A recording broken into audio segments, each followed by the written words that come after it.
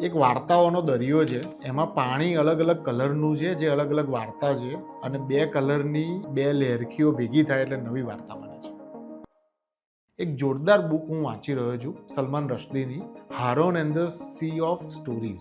એ સ્ટોરીમાં હું બહુ સ્પોઇલર નથી આપતો, પણ એક મૂનની વાત છે, પૃથ્વીનો બીજો મૂન, જેનું નામ છે કહાની. કહાનીમાં એક મોટો દરિયો છે, સમુંદર છે, જેની અંદર અલગ અલગ કલરના પાણી વહે છે, નાની નાની લેરખીઓ, અને એ લેરખીઓ એ એક વાર્તા છે. અને જ્યારે બે લેરખીઓ એકબીજામાં ભેગી થાય નવી વાર્તા બની. અને કહાની પ્લાનેટ ઉપરથી કે મૂન ઉપરથી આ વાર્તાનો ખજાનો આપણા સુધી પહોંચે છે. મને તમાશા યાદ આવે છે કે રામ સીતાને બચાવવા માટે રાવણને લડ્યા, લેલાએ મજનૂને પ્રેમ કર્યો, મજનૂએ લેલા લેલા કીધું. આ વાર્તા, પેલી વાર્તા, છેલ્લે બધી વાર્તા એક જ વાર્તા છે. એક કહાની બીજી કહાનીમાં મળે, કલર ભેગા થાય, લેરખીઓ ભેગી થાય અને નવી વાર્તા બને. અને આ વાર્તા એ હું માનું છું કે જેમ આપણા માટે ઓક્સિજન જરૂરી છે, એમ દરેક વ્યક્તિ માટે વાર્તા, સ્ટોરી જરૂરી છે.